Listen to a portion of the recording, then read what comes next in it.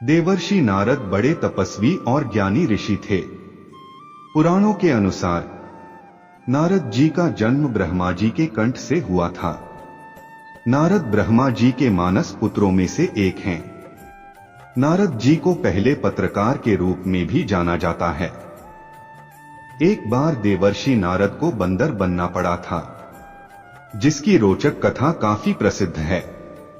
देवर्षि नारद के बंदर बनने की कथा भगवान शिव ने माता पार्वती को सुनाई थी। आइए जानते हैं आखिर क्यों देवर्षि नारद को बंदर का रूप धारण करना पड़ा था।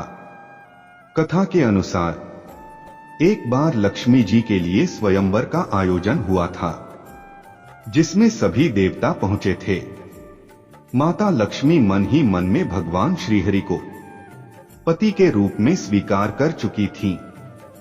स्वयंवर में ब्रह्मा जी के मानस पुत्र नारद भी पहुंचे थे। नारद जी ने लक्ष्मी जी से विवाह करने की इच्छा जताई। नारद जी को इस बात का आभास था कि राजकुमारी लक्ष्मी जी हरि रूप में ही उनका वरण करेंगी। इसलिए नारद जी भगवान नारायण के पास पहुंच गए और उनके समान सुंदर रूप मांगने लगे।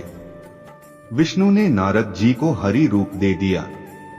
इसके बाद नारद जी स्वयंवर में फिर से पहुंचे।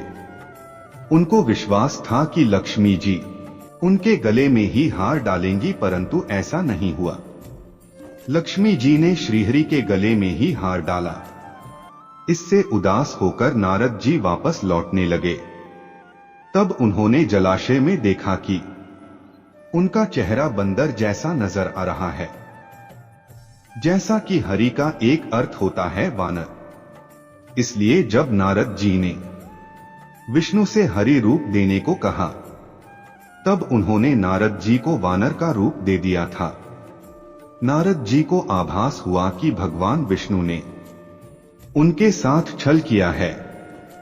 इसके बाद नारद जी सीधा बैकुंठ पहुंचे और भगवान विष्णु को श्राप दिया कि पृथ्वी पर आप मनुष्य रूप में जाएंगे और आपको स्त्री का वियोग सहना पड़ेगा।